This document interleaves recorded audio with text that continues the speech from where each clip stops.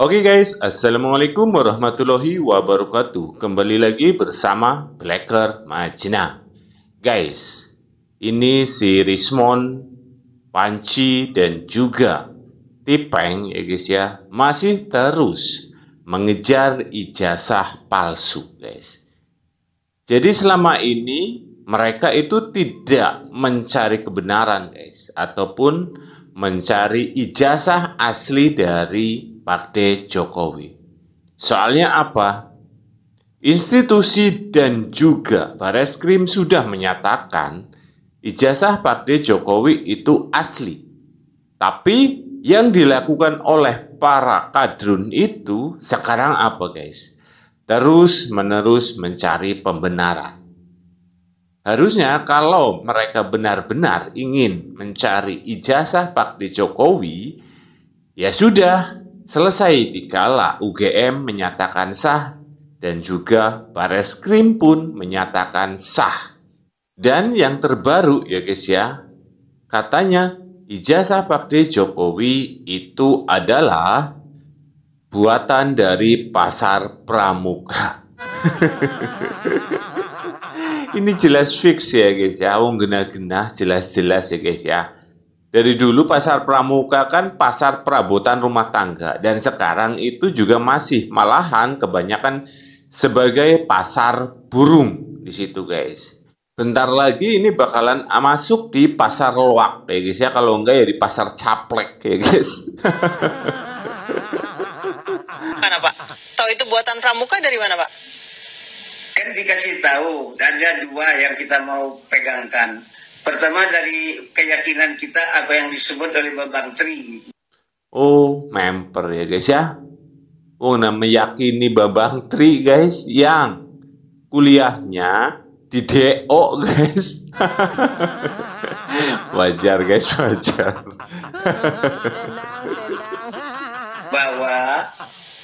bahwa Jokowi tidak punya ijazah. Jadi melacak bahwa pernyataan dari tim Solo bahwa mereka tidak punya dokumen untuk dibawa ke KPU. Dari situ dibikinlah di Jakarta. Nah, tadi Bapak nyebutkan bahwa ini dibuat oleh tim dari Solo. Itu siapa Pak? Boleh disebutkan namanya? Tim Solo itu yang inti itu ada 3 orang. Ada David, ada Anggit, ada Widodo. Tapi yang berperan besar itu adalah namanya Widodo. Nah, Widodo ini berpasangan lah terus-menerus dengan Dhani Iskandar, sehingga mereka berapa kali ketemu Jokowi, dan mereka lah terus membentuk setelah lolos dari KPU DKI, mereka membentuk tim pemenangan di Jalan Menteng 22 itu. Pak Bitur, jadi 3 orang ini, David, Anggit, dan Widodo yang mencetak ijazah ke Pasar Pramuka. 3 orang ini Pak? Enggak, cuman Widodo aja. Widodo aja? Itu atas penjelasan Dhani Iskandar. Atas penjelasan Dhani Iskandar? Ya. Bahwa Widodo yang datang ke Pasar Pramuka untuk mencetak ijazah itu tahun 2012 Pak? Ya. Dicetak tahun 2012 guys. Partai Jokowi bekerja di Aceh itu tahun berapa guys? 1986. Memakai ijazah itu. Lah terus tahun dari 1986 ke 2012 itu selisih berapa tahun? Dari sini saja sudah terlihat ya guys ya, nggak usah ke wali kotaan guys lah, itu guys ya, yang langsung jauh sekalian saja guys ya. Yang pertama lulus 1 tahun, lulus Partai Jokowi kan tahun 1985, dan tahun berikutnya langsung bekerja di Aceh menggunakan ijazah itu. Tahun berapa? 1986. Lah terus di sini kadrun bisa menyatakan ijazah Partai Jokowi itu dibuat tahun 2012. Kehabisan bahan ini guys, kehabisan bahan.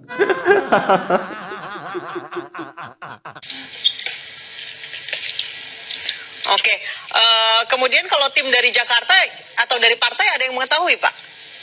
Tahu, makanya saya sudah cek juga ke Pak Prasetyo, bahwa Pak Prasetyo menyatakan bahwa benar bahwa ada tim dari Solo dan tim Jakarta. Tim Jakarta siapa saja, Pak?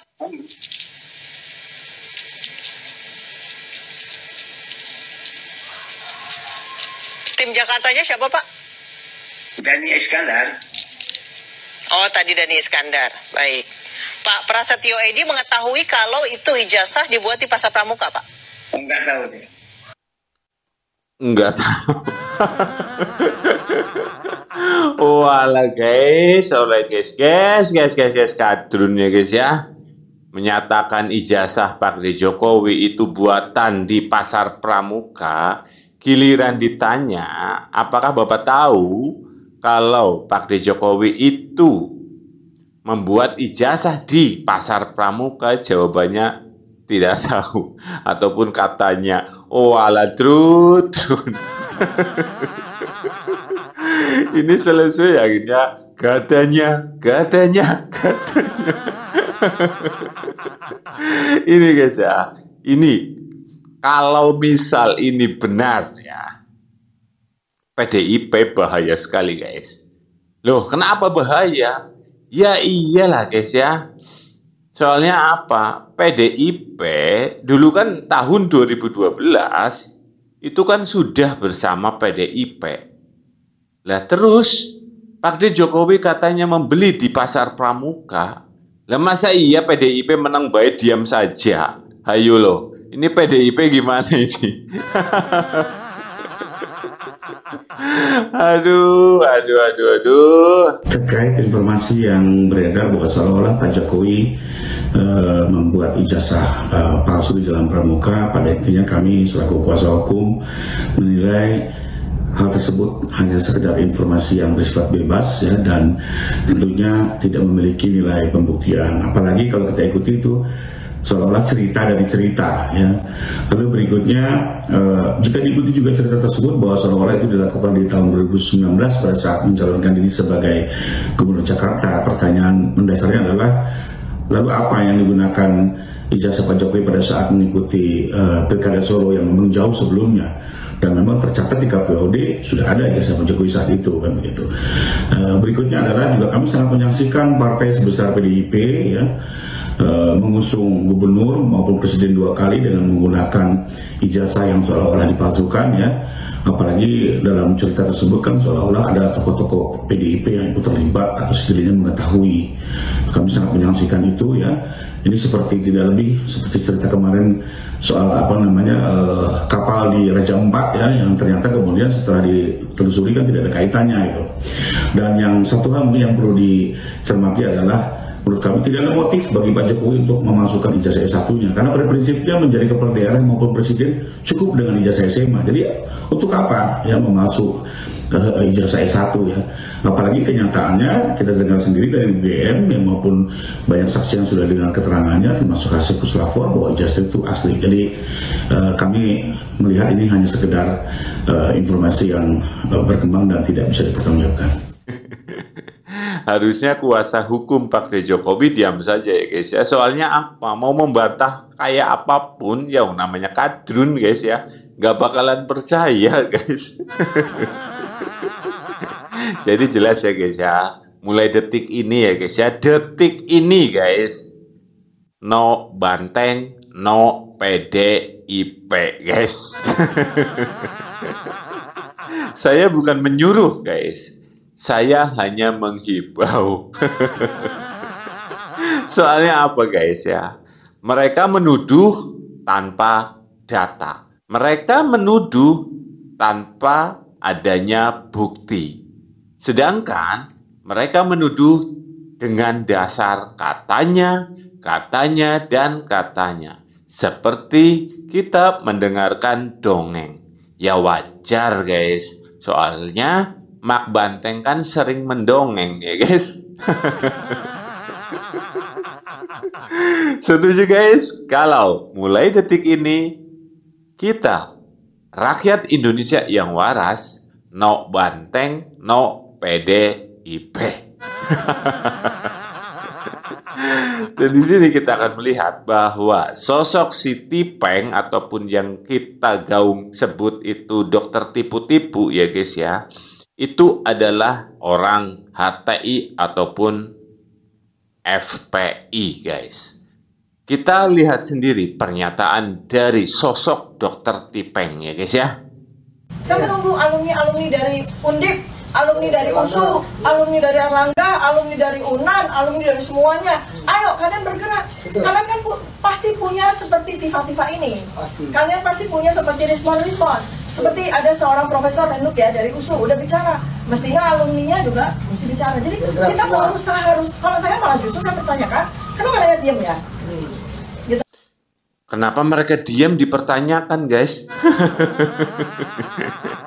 Ya, kita diam, mereka diam, itu tahu bahwa yang kalian lakukan itu adalah konyol dan tidak masuk akal. Sedangkan pihak yang menerbitkan, institusi yang membuat ijazah Pak D. Jokowi sudah bilang bahwa Insinyur Haji Joko Widodo itu adalah alumni UGM.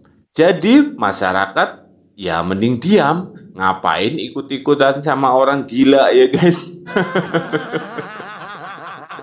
Sok ngajak-ngajak guys ini. Katanya siap di penjara ya guys ya, kok ngajak-ngajak. Lagi cari kambing hitam guys. Gitu kan? Ayo, justru kesempatan-kesempatan podcast seperti ini adalah kesempatan buat kita. Ayo, semua alumni dari seluruh universitas, ini adalah saatnya kita untuk menegakkan kebenaran, kejujuran, keadilan. Itu waktunya sekarang. Betul, setuju. Jangan biarkan Tifa sendirian, jangan biarkan Roy Suryo sendirian, jangan biarkan Usman Syarifah Jangan sendirian. mereka jadi tinggal. Semua bergerak. we work bersama sekarang terus, sudah Tifa. bersama Ya. dengan We work kita. bersama terus. Ya. Ya. Oke? Tuh guys ya, jangan biarkan mereka sendirian guys. Tidak sendirian Peng, tidak sendirian. Nah kan ada temannya kamu sebentar lagi, Rismon, terus Panci, Rizal Fadila, Kurnia, terus juga Egy Durjana. Ini Egy Durjana kemana guys? Info dong, info untuk Egy Durjana guys. Ya semoga saja belum masuk kubur ya guys. Terus lagi, lanjut guys, lanjut. Dan juga ada Santana TV dan lain-lain guys ya. Itu Anda tidak sendirian Tipeng. Anak aja sendirian ya guys. Itu banyakan, bentar lagi banyakan memakai baju Shopee ya guys. Dokter Tifa bersahabat dalam tim yang sama menggubrak ini jasa palsu Jokowi. Pertanyaan saya, sampai sejauh mana ini perjalanan ini, Risman? Silakan. Ya, sebetulnya kan itu kan sebetulnya dorongan ya, naluri seorang peneliti. Ya, naluri seorang peneliti dan mungkin itu kan fitrah ya. Betul. Itu kan tugas dari Allah Subhanahu wa taala kepada kita semua. Betul. Kita masing-masing kan diberikan tugas. Ketika kita hidup tuh masing-masing ada tugasnya. Betul. Nah, kebetulan yang membuat kami menjadi satu sekarang menjadi satu tim itu karena kami merasa mendapatkan tugas Allah. Guys, apa guys? Katanya Tipeng itu mendapatkan tugas dari Allah guys. Oh gitu ya guys ya. Kita hidup di dunia ini tugasnya yaitu mencari ijazah palsu. Oh baru tahu guys saya.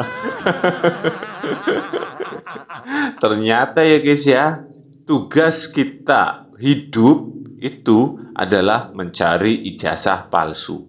Bukan mencari ridho ilahi ataupun ridho dari Allah Subhanahu wa Ta'ala, bukan guys. Tapi tugasnya mencari ijazah palsu guys. Nih, Tipeng, orang HTI, orang FPI, sing delamaning arep masuk jeruji besi. Saya ngomong bahasa Jawa, kalian tahu nggak guys? Diulang guys ya. Nih dengerin, Tipeng, orang HTI, orang FPI yang sebentar lagi akan masuk ke jurusi besi alias bui alias penjara. Itu, nih saya kasih tahu tugas Anda sebagai makhluk hidup, khususnya manusia ya guys ya, dikala masih hidup. Dengerin, Peng. Tugas kita selama hidup cuma 2 ini saja, teman-teman.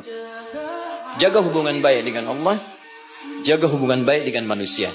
Kita bagus sholatnya, puasanya bagus, baca Qurannya bagus, tapi buruk dengan manusia, maka kata Nabi berpotensi pula masuk neraka. Abu Hurairah di riwayat Muslim mengatakan dari Nabi SAW. Perhatikan kalimatnya, ya, fokus baik-baik.